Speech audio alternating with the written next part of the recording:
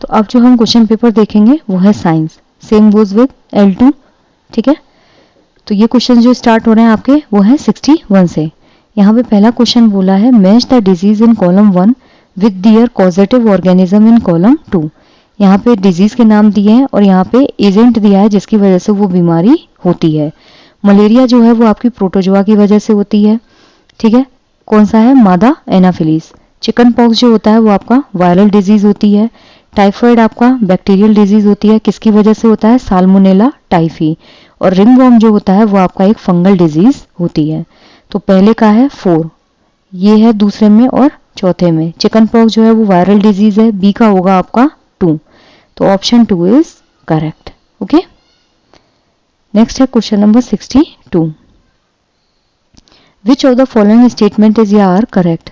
Melting of water is a chemical and reversible change. Crystallization of sugar is a physical or irreversible change. Vaporization of iodine is a physical change. मक्खन का पिघलना जो है वो एक रासायनिक उत्क्रमणीय परिवर्तन है।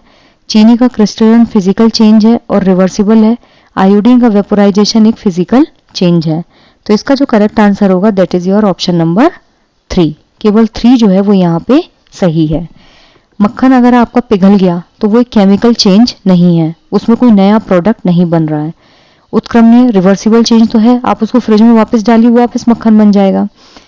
अगर हम चीनी को क्रिस्टलाइज करते हैं तो वो एक फिजिकल चेंज है क्योंकि वापस से हम उसको चीनी में बना सकते हैं। ये एक इरिवर्सिबल चेंज नहीं है, that is called your reversible change. जो केमिकल चेंज होते हैं ना वो आपके इरिवर्सिबल चेंज होते हैं जहां पे एक नया प्रोडक्ट बन जाता है। जैसे अगर कागज है मैं उसको जला दूं तो वो राख में कन्वर्ट हो जाएगा और वो इरिवर्सिबल चेंज होगा। आयोडीन का जो वेपोराइजेशन होता है वो एक फिजिकल चेंज है। ठीक है, ये बात बिल्कुल सही है। तो यहाँ पे ऑप्शन 4 इज करेक्ट। यहाँ पे एक चीज समझिए, एक तो होता है फिजिकल चेंज, ठीक है, और एक होता है आपका केमिकल चेंज। जो फिजिकल चेंज होता है ना वो शारीरिक, यानी कि आपकी भौतिक स्टेज बदलती है, ठोस से लिक्विड में, लिक्विड से गैस में, ऐसे होगा। लेकिन ये रिवर्सिबल चेंज होते हैं, वापस से आप इनको ओरिजिनल प्रोडक्ट में ले सकते हैं। क्यों? क्योंकि इनमें किसी तीसरे नए प्रोडक्ट का फॉर्मेशन नहीं होता है। केमिकल चेंज जो होते हैं, जैसे लेट सपोज आयरन में जंग लगती है तो वो क्या होगा आपका? Chemical change. क्यों? क्योंकि आयरन में जंग लगने के बाद आप पुराना से नया, मतलब जो पुराना लोहा है विदाउट जंग वो आप गेन नहीं कर सकते। ठीक है, और उसमें एक नया प्रोडक्ट फॉर्मेशन होता है। नेक्स्ट है क्वेश्चन नंबर 64। निम्नलिखित में से कौन सा विकल्प प्राणी उद्यान और वन्य प्राणी अभ्यारण्य में सही विभेदन करता है? जो वन्य प्राणी अभ्यारण्य होता है वो स्थानिक क्षेत्र में पाए जाने वाले जंतु हैं, जबकि प्राणी उद्यान में दुनिया भर से लाए जाने वाले जंतुओं को रखा जाता है। वन्य प्राणी अभ्यारण्य जंतुओं को कृत्रिम आवास प्रदान करता है, जबकि प्राणी उद्यान में प्राणी अपने प्राकृतिक आवास में सुरक्षित रहते हैं। प्राणी उद्यान में शिकार और अनधिकार शिकार वर्जित है, जबकि वन्य प्राणी अभ्यारण्य में ये स्वीकृत है। एक वन्य प्राणी अभ्यारण्य एक छोटे क्षेत्र तक सीमित रहता है, जबकि प्राणी उद्यान एक वृहद क्षेत्र में विस्तृत होता है। यहाँ पे पूछा है कि आपको जू और सेंचुरी, आपको जू और जो वाइल्ड लाइफ सेंचुरी है उसमें डिफरेंस बताना है, जो बिल्कुल सही है। ठीक है, तो इसका जो करेक्ट आंसर होगा that is your option number 1। क्यों? क्योंकि जो वाइल्ड लाइफ सेंचुरी होती है ना उसमें स्थानिक क्षेत्र में पाए जाने वाले जंतु रहते हैं, मतलब वहीं के जंतु होते हैं। जो वाइल्ड लाइफ सेंचुरी होती है वो उसमें वो एनिमल्स होते हैं जो कि उस एरिया में लोकली पाए जाते हैं, उनको शिफ्ट नहीं किया जाता है। जबकि जो जू होता है उसमें एनिमल्स पूरे वर्ल्ड से लाए जाते हैं। जैसे कई बार न्यूज़पेपर में न्यूज़ आती है कि 3 चीता जो है वो चाइना से मंगवाए, या फिर 2 हाथी जो है वो थाईलैंड से मंगवाए, तो उनको हम फिर शिफ्ट करते हैं, तो वो कहाँ जाते हैं? जू में। उनको हम कभी सेंचुरी में नहीं छोड़ते हैं। जो सेंचुरी होती है उसमें वहीं के लोकल एनिमल्स जो है वो प्रेजेंट होते हैं। जो वाइल्ड लाइफ सेंचुरी होती है वो कभी भी आर्टिफिशियल हैबिटेट प्रोवाइड नहीं करती है। वाइल्ड लाइफ सेंचुरी हमेशा नेचुरल हैबिटेट देती है, जबकि जू जो है वो क्या करता है? आपका आर्टिफिशियल हैबिटेट देता है। हंटिंग और पोचिंग जो है वो जू में नहीं, वो वाइल्ड लाइफ सेंचुरी जो है उसमें प्रोहिबिटेड होती है। इवन हंटिंग और पोचिंग जू में भी प्रोहिबिटेड है। जो वाइल्ड लाइफ सेंचुरी होता है वो बहुत लार्ज एरिया में होता है। अगर आप रणथंभौर जाएंगे वहां का अगर आप वाइल्ड लाइफ सेंचुरी देखेंगे तो बहुत बड़े एरिया में है, जबकि जू जो होता है वो छोटे एरिया में फैला हुआ होता है। तो यहाँ पे क्या होगा? Option number 1। नेक्स्ट है निम्नलिखित में से कौन सा गुणधर्म ध्रुवीय क्षेत्र में पाए जाने वाले प्राणी से संबंधित नहीं है। बेसिकली यह बात हो रही है आपकी पोलर बियर। श्वेत लोम यानी कि व्हाइट फर, ये तो होता है। गंध सूंघने की प्रबल क्षमता, ये भी इनका फीचर होता है। त्वचा के नीचे वसा की परत, ये भी होती है। लेकिन इनके पंजे ना तो नैरो होते हैं और ना ही स्मॉल होते हैं। इनके पंजे बहुत शार्प होते हैं और बड़े होते हैं, जिसकी वजह से ये बर्फ पे अपनी ग्रिप को बना लेते हैं। इनकी स्मेलिंग पावर जो होती है बहुत स्ट्रांग होती है। एक फैट लेयर होती है स्किन के नीचे, जिसकी वजह से इनको सर्दी नहीं लगती। सो the option 4 is incorrect. Next है सही कथन चुनिए। सभी जीवित कोशिकाओं में कोशिका भित्ति होती है। गलत है, क्योंकि जितनी भी लिविंग सेल्स होती हैं उनमें कोशिका भित्ति नहीं होती है। ठीक है, नेक्स्ट है ओके सभी जीवित कोशिकाओं में एक सुव्यवस्थित केंद्रक होता है। नहीं, all the living cells don't carry a well organised nucleus.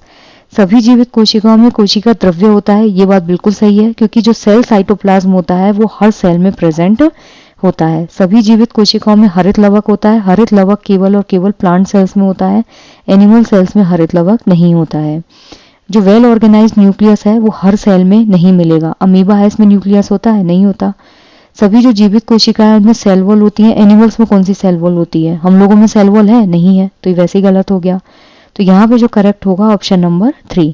जितनी भी लिविंग सेल्स होंगी उनमें सेल साइटोप्लाज्म प्रेजेंट होता है। जो सेल साइटोप्लाज्म होता है वो एक सेल के अंदर लिक्विड मटेरियल होता है, जिसके अंदर आपके सेल ऑर्गेनेल्स होते हैं, न्यूक्लियस होता है, और जिसकी वजह से ये इजीली मूव कर पाते हैं। नेक्स्ट है क्वेश्चन नंबर 67। निम्नलिखित में से कौन सा थर्मामीटर उबलते जल का तापमान मापने के लिए यूज होता है? डॉक्टरी थर्मामीटर, प्रयोगशाला थर्मामीटर, अधिकतम न्यूनतम टेम्परेचर थर्मामीटर, केवल ए और बी, केवल बी, ए और सी। यहाँ पे पूछा है उबलते जल का टेम्परेचर आपको मेजर करना है। जो डॉक्टरी टेम्परेचर होता है आप उसको यूज करेंगे, प्रयोगशाला को यूज करेंगे, अधिकतम न्यूनतम तापमापी नहीं। डॉक्टरी तापमापी हम घर में यूज करते हैं। ठीक है, इसमें जो टेम्परेचर होता है आपका 37 डिग्री सेल्सियस से स्टार्ट 35 डिग्री सेल्सियस से लेके आपका 40 डिग्री सेल्सियस के अप्रॉक्स रहता है। और जो प्रयोगशाला होती है उसमें आपका 10 से 110 डिग्री सेल्सियस तक होता है। तो बेसिकली उबलते जल का अगर आपको तापमान मापना है तो हम किसको यूज करेंगे? प्रयोगशाला तापमापी, क्योंकि बॉइल्ड वाटर का कितना होता है? 100 डिग्री सेल्सियस। ठीक है, तो इसका जो करेक्ट आंसर होगा ऑप्शन नंबर 3, केवल बी। नेक्स्ट है क्वेश्चन नंबर 68। अब यहाँ पे बोला है लवणीय विलयन जो है वो विद्युत का एक उत्तम चालक होता है, क्योंकि लवण जल में घुलने पर आयनों में विघटित हो जाता है। तो इसका जो करेक्ट ऑप्शन होगा वो है ऑप्शन नंबर ए। जो लवणीय सॉल्यूशन होता है, लवण कौन सा होता है? लेट सपोज ये आपका एक बीकर है, इसमें पानी है, इसके अंदर मैं सॉल्ट डाल दूं तो ये क्या होगा? आपका विद्युत का एक उत्तम चालक होता है, यानी कि इलेक्ट्रिसिटी जो है उसको ये इजीली कैरी करेगा। इसमें इलेक्ट्रिसिटी कंडक्ट क्यों होगी? क्योंकि जैसे ही आपने सॉल्ट को वाटर में घोला तो ये किस में कन्वर्ट हो जाएगा? Na+ एंड Cl-, ये अपने आयंस में डिग्रेड हो जाता है। तो ए और आर दोनों सही हैं and R is the correct explanation of A. So the option 1 is correct. Which of the following always from the virtual image? एक तो होती है आपकी रियल इमेज, ठीक है, और एक होती है आपकी वर्चुअल इमेज।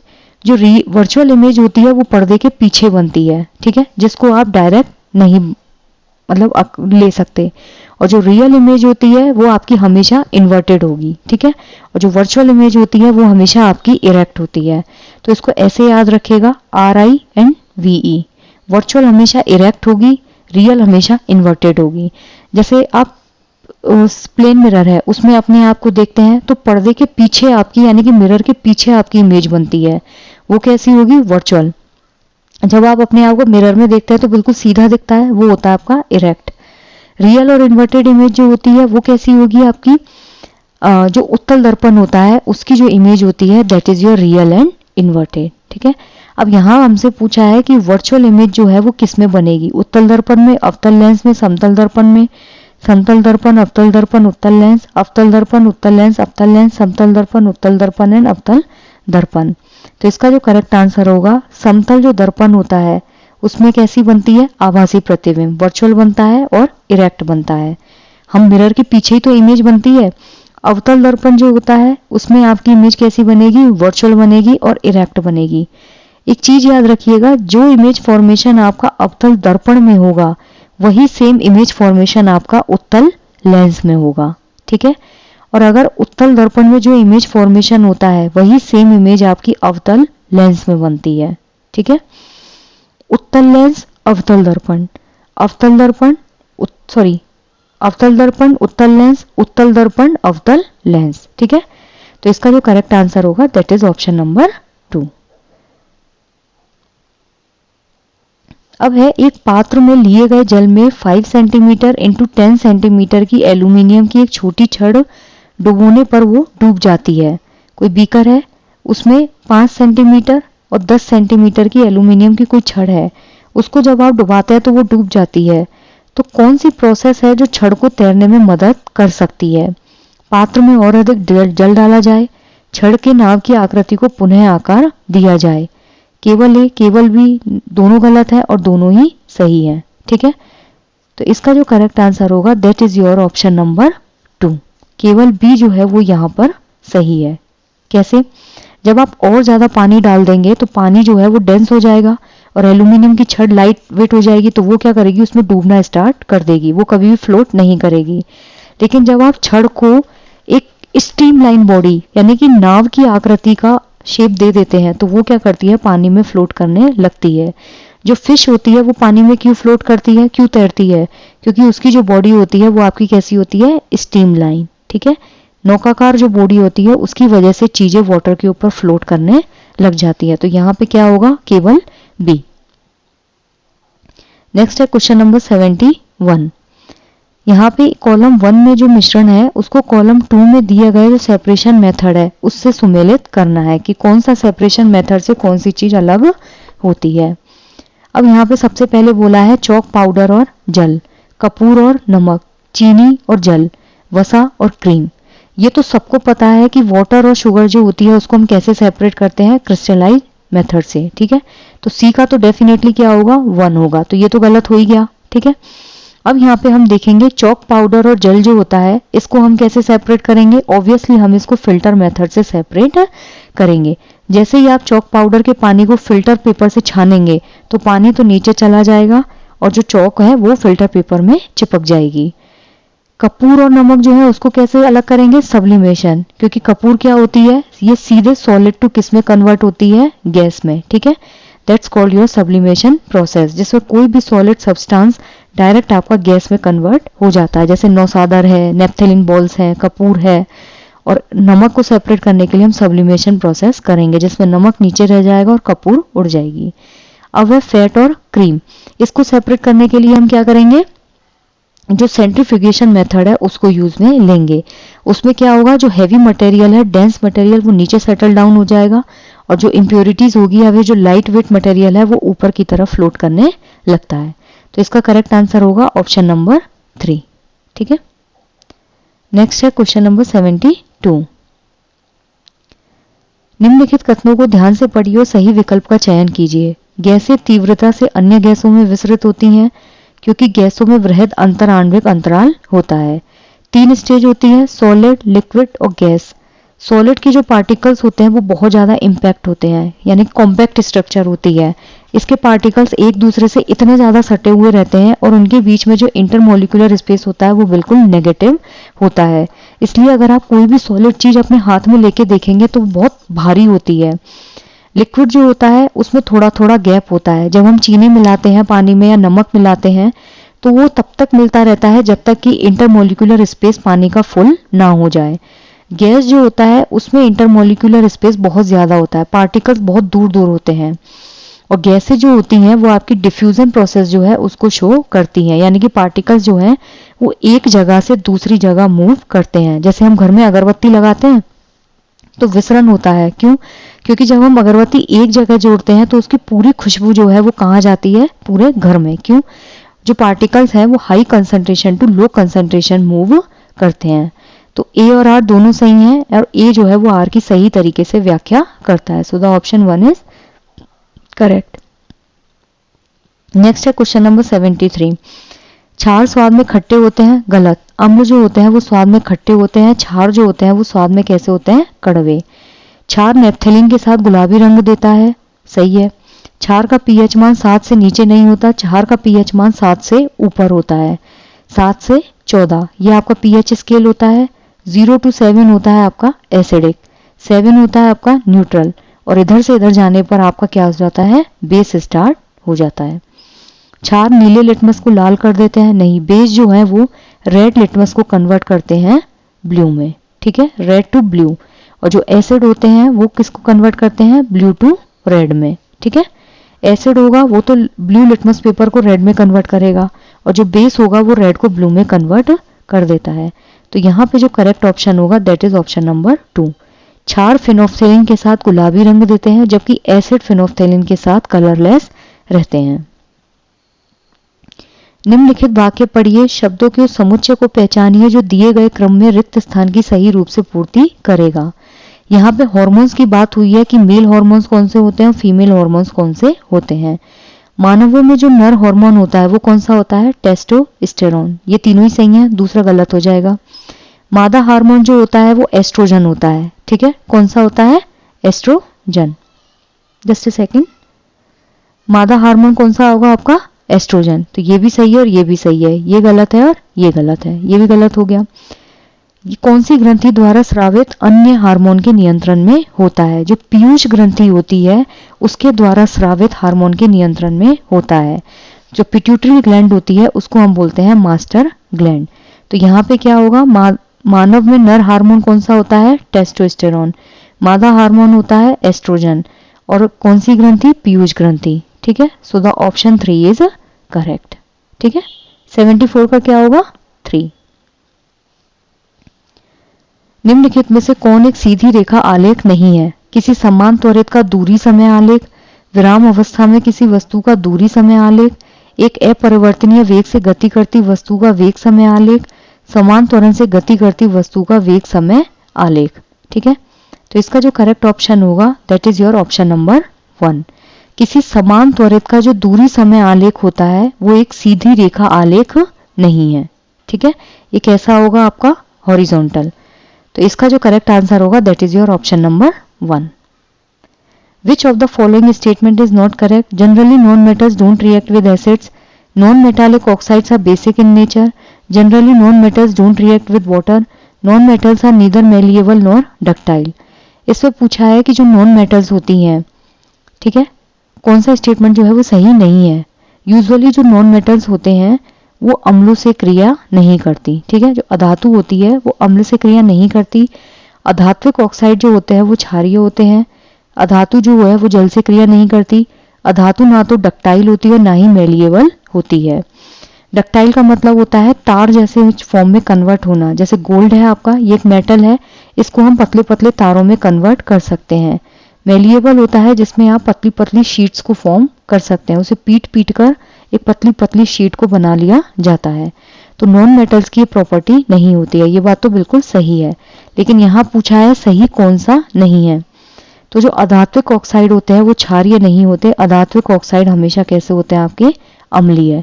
और जो क्षारीय ऑक्साइड होते हैं, धात्विक ऑक्साइड जो होते हैं वो तो आपके होते हैं क्षारीय, और जो अधात्विक ऑक्साइड होते हैं वो आपके होते हैं अम्लीय, ठीक है।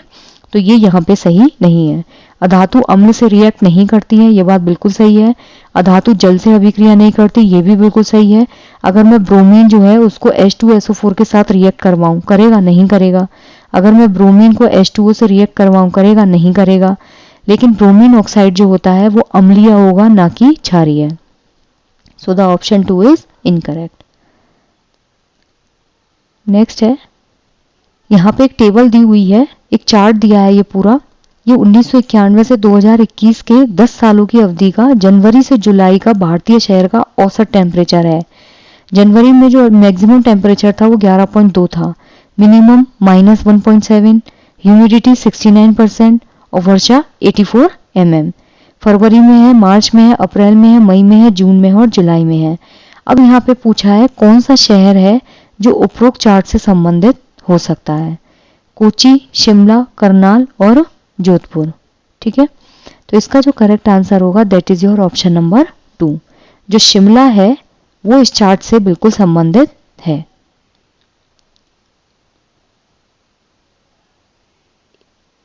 एक मिनट, जनवरी में औसत तापमान 11.2, ठीक है, फरवरी में 13 डिग्री सेल्सियस, और जनवरी में सबसे न्यूनतम -1.7। हमारे यहाँ कोची में इतना टेम्परेचर नीचे जाता ही नहीं है, करनाल में इतना नीचे नहीं जाता, जोधपुर में इतना नीचे नहीं जाता, लेकिन शिमला में जनवरी में हार्डली टेम्परेचर कितना जाता है, 11.2। फरवरी में 13, हार्डली 11 से 13 के बीच में, मार्च में 17, अप्रैल में 23, मई में इतना, जून में इतना, जुलाई में इतना। जबकि हमारे यहाँ मैक्सिमम टेम्परेचर जून और जुलाई में कितना टच करता है, मई में 57 डिग्री सेल्सियस, 55 डिग्री सेल्सियस। तो ये कोची, करनाल और जोधपुर तो हो ही नहीं सकता। Jodhpur is your Rajasthan, Karnal is your Haryana और कोची इज साउथ। तो शिमला जो है वो इसका करेक्ट आंसर होगा। सो the option 2 is correct. Next है उर्वरकों के संबंध में निम्नलिखित में से कौन सा कथन सही नहीं है। ये इनऑर्गेनिक सॉल्ट होता है, पौधों के पोषकों से अति समृद्ध है, ये मृदा को खाद प्रदान करता है और ये कारखानों में बनाए जाते हैं। तो इसका जो करेक्ट आंसर है, ये मृदा को खाद प्रदान नहीं करते, ठीक है। जो उर्वरक होते हैं, फर्टिलाइजर्स, ये अकार्बनिक है, इनऑर्गेनिक सॉल्ट्स होते हैं, पौधों के पोषक से, मतलब they are very rich in plant nutrients, क्योंकि इनमें NPK होता है, नाइट्रोजन, फॉस्फोरस और पोटेशियम। मृदा को खाद प्रदान नहीं करते हैं। वो जो आपकी वर्मी कंपोस्ट होती है या फिर जो कंपोस्टिंग होती है, वो है जो मृदा को खाद प्रदान करती है। ये मृदा को खाद प्रदान नहीं करते हैं। ऑब्वियसली ये कारखानों में बनाए जाते हैं। आपके जो फर्टिलाइजर्स हैं, गवर्नमेंट इतने सारे फर्टिलाइजर्स बनाती है, NPK रिच करना पड़ता है उनको, तो वो कारखानों में इनका प्रोडक्शन होता है। लेकिन खाद जो है ह्यूमस सॉइल को कंपोस्टिंग और वर्मी कंपोस्टिंग से मिलती है, ना कि फर्टिलाइजर से। ये केमिकल्स वाले होते हैं। सो द ऑप्शन 3 इज करेक्ट।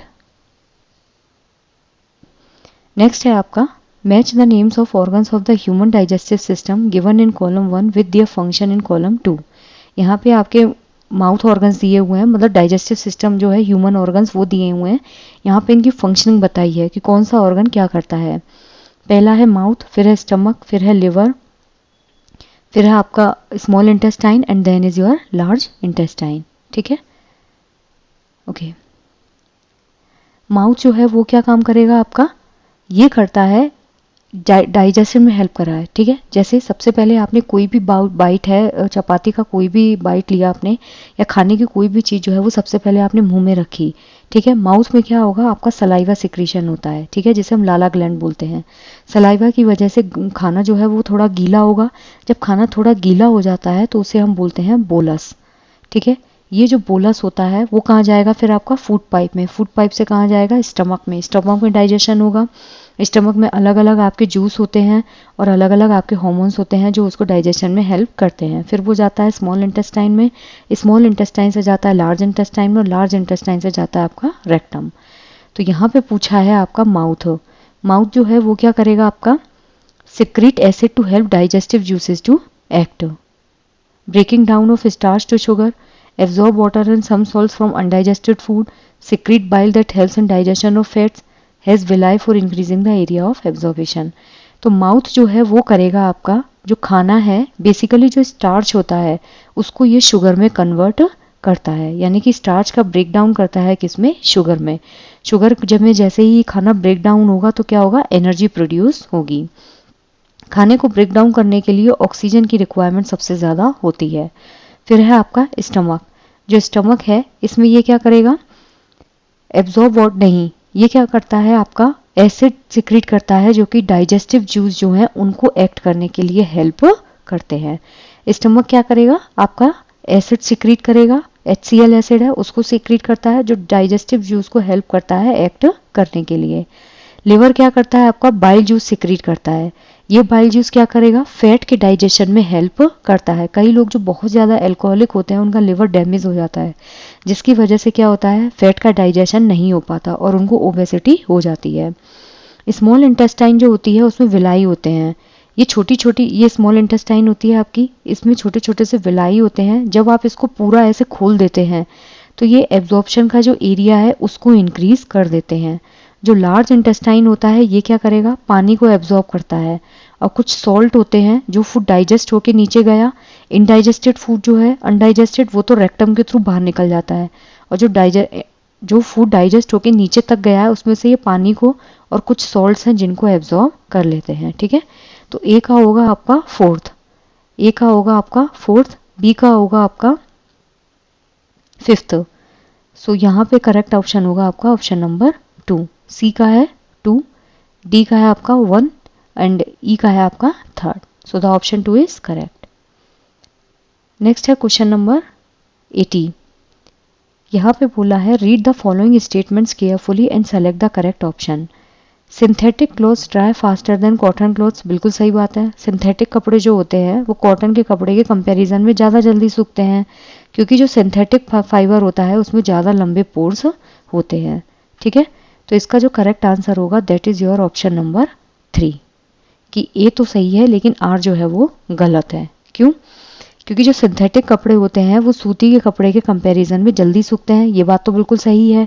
लेकिन जो संश्लेषित कपड़े होते हैं उनके जो छेद होते हैं ना वो छोटे होते हैं। कॉटन के कपड़े में छेद बड़े होते हैं जिसकी वजह से वो सूखने में ज़्यादा टाइम लेते हैं। So A is correct but R is wrong. So the option 3 is correct. Next है क्वेश्चन नंबर 81। कक्षा 6 के एक टीचर ने प्रथम परमाणु की संरचना, तत्व और यौगिक के संप्रत्यों को समझाते हुए सबसे पहले परमाणु की संरचना बताई, फिर एलिमेंट और फिर यौगिक, फिर पदार्थ के गुणों का शिक्षण आरंभ किया। इस पाठ्यचर्या में किस वैधता का उल्लंघन हुआ है? ऐतिहासिक, नीतिपरक, संज्ञानात्मक और एनवायरमेंटल, यानी कि वातावरणिक। तो इसका जो करेक्ट आंसर होगा that is your option number 3। जो संज्ञानात्मक वैधता है उसका उल्लंघन हुआ है। पहले तो आपको ये समझना होगा कि वैलिडिटी क्या होती है। ठीक है, वैधता जो है वो क्या होता है? वैलिडिटी होती है जिस उद्देश्य के लिए आप किसी चीज को कर रहे हैं वो चीज उस उद्देश्य की पूर्ति करे। लेट सपोज अगर आप कोई इवेल्युएशन प्रोसेस के लिए कोई एग्जाम बनाते हैं, वो एग्जाम उस बच्चे की मतलब इवेल्युएशन को मापने के लिए उस चीज के पैरामीटर्स होते हैं हर चीज के, कुछ उन पैरामीटर्स पे वो खरा उतर रहा है कि नहीं। जैसे मार्कर है, मार्कर लैपटॉप पे लिखने के काम आता है। ठीक है, तो मार्कर स्क्रीन पे वो चीज लिखनी आनी चाहिए। ठीक है, मार्कर से वो चीज लिखनी आनी चाहिए तब तो वो वैध है, वरना वो क्या हो जाएगा? इनवैलिड हो जाएगा। पहले उन्होंने परमाणु की संरचना बताई, फिर उन्होंने तत्व बताए, फिर उन्होंने यौगिक समझाया, ठीक है, कंपाउंड्स, एलिमेंट्स, और फिर उसके बाद उन्होंने बताया पदार्थ के जो गुण होते हैं उनका शिक्षण। तो इसमें वो संज्ञानात्मक जो वैधता है उसका उल्लंघन कर रही है। सो द ऑप्शन 3 इज करेक्ट। अब यहाँ पे है कॉलम ए जो है उसको कॉलम बी से मैच करना है। ऑब्जर्वेशन क्या होता है, परिकल्पना करना क्या होता है, अनुमान करना क्या होता है, संप्रेषण करना क्या होता है और अभिकल्पना करना क्या होता है। ठीक है, तो इसका जो करेक्ट ऑप्शन होगा, अब देखते हैं यहाँ पे इसका करेक्ट ऑप्शन क्या होगा। अवलोकन करना क्या होता है? ऑब्जर्वेशन होता है जब आप चीज़ों को ढंग से बारीकी से देखते हैं और उनके बीच की सिमिलैरिटी और डिससिमिलैरिटी जो है उसको आइडेंटिफाई करते हैं। तो यहाँ पे समताओं को पहचानना, जब आप चीज़ों को लेके चीज़ों को समझते हैं। ठीक है, लेट सपोज ये पानी है, ये आपका दूध है, ये आपका जूस है, तो आपको ये चीज़ें बीच में सिमिलैरिटी जो है उनको पहचाननी आनी चाहिए कि ये तीनों ही जो है वो लिक्विड है, लेकिन लिक्विड में भी तीनों अलग अलग हैं। परिकल्पना करना जो है वो क्या होगा? परिकल्पना करना होता है जब आप किसी भी चीज के नियम या कॉन्सेप्ट को समझने का कोशिश करते हैं। ठीक है, तो यहाँ पे होगा अवलोकनों को कुछ नियमों या फिर संप्रत्यों में समझाने का प्रयास। जो आपने ऑब्जर्वेशन किया है उसके कुछ नियम भी तो होंगे और कुछ उसके कॉन्सेप्ट्स होंगे, तो उसमें उस चीज को समझने का प्रयास। अनुमान करना होता है आपका जो प्रतिमान होते हैं, यानी कि जो ऑब्जेक्ट्स होते हैं, सिंबल्स होते हैं, उनको यूज करके अज्ञात स्थिति तक बहिर्वेश करना। सेकंड है संप्रेषण करना, इसका होता है परिणाम जो है उसको आलेखों और सारणियों के द्वारा दर्शाना। अभिकल्पना करना होता है आपका कार्यपरक निर्देश बनाना। इस चीज को अगर हम इंग्लिश में देखें तो वो होगा आपका ऑब्जर्वेशन क्या होता है? Using identifying similarities between different objects, ये होता है आपका ऑब्जर्वेशन। लेट सपोज क्लास में बहुत सारे बच्चे हैं, तो कुछ बच्चों की आदत होती है चीज़ों को ऑब्जर्व करने की, तो वो सिमिलैरिटी और डिससिमिलैरिटी को आइडेंटिफाई करते हैं। फिर है हाइपोथेसाइजिंग। हाइपोथेसाइजिंग होता है कि जब आप ऑब्जर्वेशन को एक्सप्लेन करने के लिए कुछ प्रिंसिपल और कॉन्सेप्ट्स बनाते हैं। फिर होता है प्रिडिक्शन। प्रिडिक्शन क्या होता है? पैटर्न्स को यूज करके जो अनफेमिलियर सिचुएशन है उससे एक्स्ट्रापोलेट करना। कम्युनिकेशन क्या होता है? जहां पे आप रिजल्ट्स को ग्राफ में और टेबल्स में शो करते हैं। डिजाइनिंग होती है जिसमें आप फंक्शनल टूल बनाते हैं, यानी कि फंक्शनल मॉडल्स बनाते हैं। सो the option 2 is correct. Next है क्वेश्चन नंबर 83। पौधों में प्रकाश संश्लेषण की प्रक्रिया की जो वांछित स्थिति है उसका अपने विद्यार्थियों को शिक्षण करते हुए कक्षा 8 की एक टीचर ने फोटोसिंथेसिस के प्रक्रम को परिभाषित करना शुरू किया।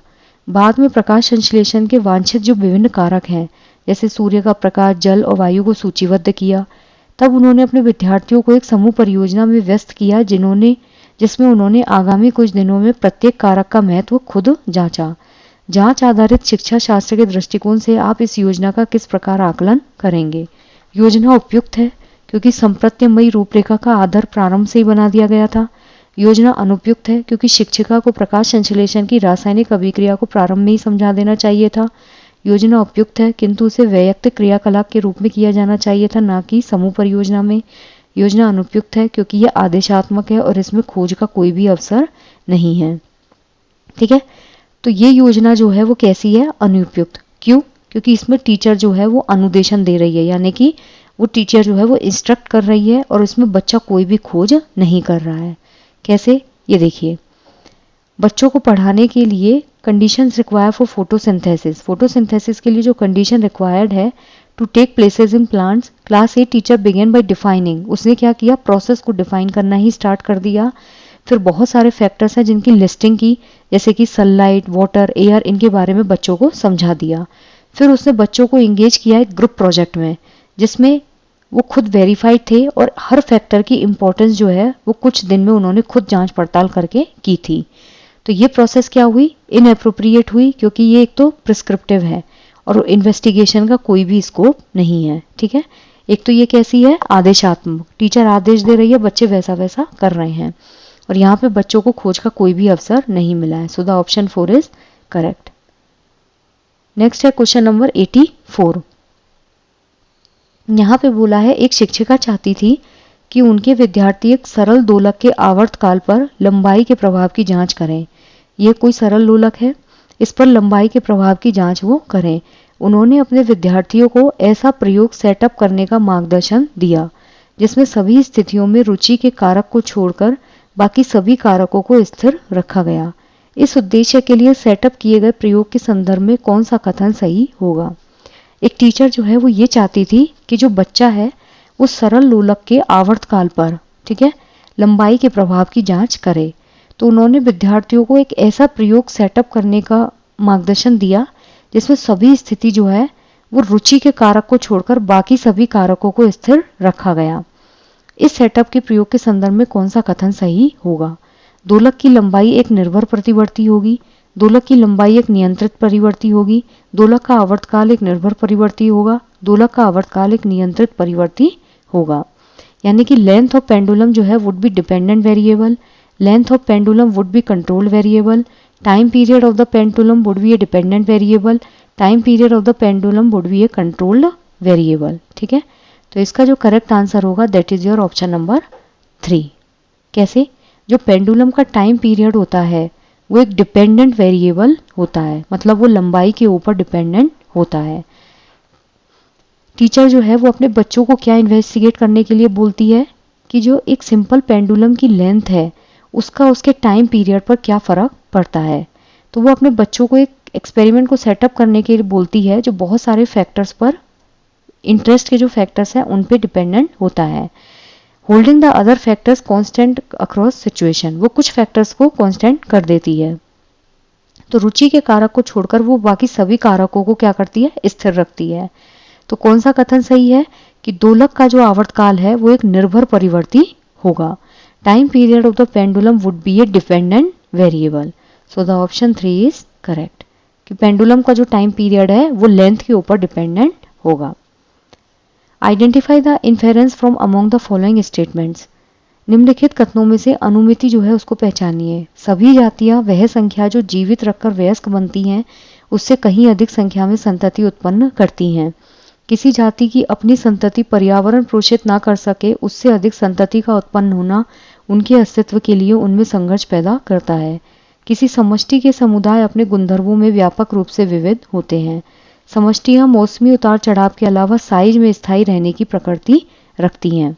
ठीक है, तो इसका जो करेक्ट आंसर होगा, किसी भी जाति की जितनी संतति पर्यावरण को पोषित कर सकती है, उससे ज्यादा संतति अगर उत्पन्न होगी तो उनके अस्तित्व के लिए उनमें संघर्ष पैदा होगा। कोई जाति है, ठीक है, मान लीजिए ह्यूमन जाति है, बर्ड जाति है, एलिफेंट जाति है, कोई भी जाति है, उनकी जितनी भी प्रोजेनी होगी, बच्चे होंगे, पर्यावरण पोषित ना कर सके, मतलब जितने बच्चे हुए हैं उनको अगर एनवायरनमेंट न्यूट्रिशन नहीं दे पा रहा है, अगर उससे ज्यादा बच्चे और हो गए तो जो संघर्ष है वो उनके सर्वाइवल के लिए होना स्टार्ट हो जाएगा। ठीक है, मान लीजिए कोई फैमिली है जिसमें 2 बच्चे हैं, 2 बच्चों का खर्चा पेरेंट्स उठा सकते हैं। अब इस फैमिली में मान लीजिए 6 बच्चे हो जाएं, तो सर्वाइवल के लिए क्या होगा, स्ट्रगल स्टार्ट हो जाएगा। तो same goes with this statement, so the option 2 is correct. विज्ञान की किसी कक्षा में समूह क्रियाकलाप आयोजित करने का निम्नलिखित में से एक उद्देश्य नहीं है। एक समान लक्ष्य की प्राप्ति के लिए विद्यार्थियों को एक दूसरे के साथ कार्य करने के लिए प्रोत्साहित करना, एक दूसरे से प्रतिस्पर्धा के लिए प्रोत्साहित करना, एक दूसरे से सीखने के लिए प्रोत्साहित करना, एक सामुदायिक उत्तरदायित्व की भावना का समावेशन करना। तो इसका जो करेक्ट आंसर होगा ऑप्शन नंबर 2। हमें क्या करना है, प्रतिस्पर्धा के लिए किसी को भी प्रोत्साहित नहीं करना है। और समूह क्रियाकलाप हमको आयोजित करवाना है, यानी कि ग्रुप एक्टिविटी, तो हमको बच्चों में कंपटीशन की भावना नहीं डालनी है। एक दूसरे के साथ काम करेंगे तो मोटिवेट होंगे, एक दूसरे के साथ सीखने के लिए हमको मोटिवेट करना है, सामूहिक उत्तरदायित्व की भावना डालनी है, लेकिन कंपटीशन नहीं डालना है। जब चार्ल्स रॉबर्ट डार्विन 22 साल के थे तब वो एक समुद्री यात्रा पर निकले। यात्रा के दौरान किए गए उनके अध्ययनों ने पृथ्वी पर जीवन की विविधता के संदर्भ में एक गहरी समझ प्रदान की। जब वो इंग्लैंड वापस गए तब उन्होंने वहां रहकर विभिन्न प्रयोग किए, जिससे वे ये सिद्धांत दे पाए कि जीवन का विकास नेचुरल सिलेक्शन के द्वारा हुआ है। उन्हें मेंडल के प्रयोगों में प्रबोधन मिल सका था, किंतु ये 2 महा अनुभव एक दूसरे के कार्यों को नहीं जानते थे। निम्नलिखित में से कौन सा विचार विज्ञान और विज्ञान के क्रियाकलाप के लिए उपयुक्त द्वारा समर्थित है? प्रयोगों से पूर्व सर्वदा परिकल्पना का निर्माण किया जाता है। वैज्ञानिकों में कार्य साझा करना कभी लाभदायक नहीं हो सकता। ये तो वैसे ही गलत हो गया, क्योंकि साइंटिस्ट जो होते हैं वो काम को शेयर करते हैं। वैज्ञानिकों अध्ययनों को विशेष उपकरणों की आवश्यकता होती है। वैज्ञानिक प्राय युवा होते हैं। ठीक है, तो इसका जो करेक्ट आंसर होगा that is your option number 2। वैज्ञानिकों में कार्य साझा करना कभी भी लाभदायक नहीं हो सकता। ये किस चीज को प्रमोट करता है? विज्ञान और विज्ञान के क्रियाकलाप। किसी भी एक्सपेरिमेंट को करने से पहले एक हाइपोथेटिकल सिचुएशन क्रिएट की जाती है। बिल्कुल सही बात है, आप एक परिकल्पना बनाते हैं अपने दिमाग में। वैज्ञानिक अध्ययनों के लिए विशेष उपकरणों की आवश्यकता होती है। साइंटिफिक इक्विपमेंट्स बिल्कुल अलग होते हैं। साइंटिस्ट जो होते हैं वो यंग होते हैं, लेकिन जो साइंटिस्ट हैं उनमें जब आप काम साझा करते हैं तो वो कभी भी लाभदायक नहीं हो सकता। सो द ऑप्शन 2 इज करेक्ट। कक्षा 6 के विद्यार्थियों को चंद्रमा की कलाएं और आकाश में नक्षत्रों की परिवर्तनशील स्थिति के विषय में शिक्षण के लिए निम्नलिखित में से कौन सा सबसे उपयुक्त मार्ग है? एक कक्षा परिचर्चा का आयोजन करना जिसमें विद्यार्थी अपने अनुभव को साझा करें, विद्यार्थियों को तारामंडल की सैर पर ले जाएं और उनके प्रश्नों के उत्तर दें, विद्यार्थियों को रात्रि आकाश का 2 महीने तक अवलोकन करने के लिए कहना और उनके अवलोकनों को लिखने और चर्चा करने के लिए कहना, कक्षा में विज्ञान की विश्वकोश लाकर संदर्भित विषय को समझाना। तो इसका जो करेक्ट आंसर होगा that is your option number 3। विद्यार्थी जो है उनको रात्रि आकाश, रात के समय आकाश को 2 महीने तक ऑब्जर्व करने के लिए कहा जाता है और उनके जो ऑब्जर्वेशंस हैं उनको लिखने के लिए और उन पर डिस्कशन के लिए उनसे कहा जाता है। सो द ऑप्शन 3 इज करेक्ट। विज्ञान में विद्यार्थियों की रुचि का आकलन करने के लिए क्या सबसे उपयुक्त इंडिकेटर है? उपयुक्त उपकरण, यंत्र और युक्तियों द्वारा भौतिक मात्राओं को मापना, समकालीन अनुसंधान विचारधारा के विषय में बोध प्रदर्शित करना, सूत्रों, समीकरणों और नियमों को व्युत्पन्न करना, सही वैज्ञानिक परंपराओं संकेतों का उपयोग करना। ठीक है, तो इसका जो करेक्ट आंसर होगा दैट इज समकालीन जो अनुसंधान विचारधारा है उसके विषय में बोध प्रदर्शित करके आप बच्चों को साइंस में एक इंटरेस्ट डेवलप कर सकते हैं। डेमोन्स्ट्रेट एन अवेयरनेस, एक अवेयरनेस का डेमो देना about the contemporary research trend. Next है क्वेश्चन नंबर 80। विज्ञान के शिक्षक द्वारा अनुसरित जांच अभिमुख प्रयोगशाला कार्य को प्रोत्साहित करने के लिए क्या एक वांछित योजना है। इंक्वायरी ओरिएंटेड लेबोरेटरी वर्क जो है उसको एनकरेज करने के लिए क्या जो है वो एक अच्छा प्लान है। कक्षाएं शिक्षक द्वारा कार्य के प्रदर्शन से आरंभ होनी चाहिए। जो नियम विद्यार्थियों को सिखाए गए हैं उन्हें सत्यापित करने में विद्यार्थियों की मदद करना। कक्षाएं एक प्रश्न देकर आरंभ की जानी चाहिए। ध्यान इस पर केंद्रित होना चाहिए कि विद्यार्थी एक सही उत्तर पर पहुंच पाए। तो इसका जो करेक्ट आंसर होगा that is your option number 3। कक्षाएं जो है वो एक प्रश्न देकर शुरू की जानी चाहिए। ठीक है, आप बच्चे को जब एक क्वेश्चन देंगे तो बच्चा उसका आंसर ढूंढने की कोशिश करेगा और उससे धीरे धीरे वो सही आंसर पर पहुंच जाएगा। तो कक्षा जो है उसको एक क्वेश्चन देकर आप स्टार्ट कीजिए। जो नियम विद्यार्थियों को सिखाया गया है उसको सत्यापित करने में उसकी मदद नहीं करनी है। कार्य प्रदर्शन से आरंभ होनी चाहिए, नहीं। सही उत्तर तक पहुंच जाए, नहीं। जब हमें जांच अभिमुख प्रयोगशाला कार्य को प्रोत्साहित करना है तो क्वेश्चन देकर बच्चों को छोड़िए, बच्चा खुद से करके सीखेगा। आई जस्ट होप गाइस कि आपको ये चीज़ें क्लियर हुई हो। कोई भी डाउट हो तो आप कमेंट्स में पूछ सकते हैं। Thank you.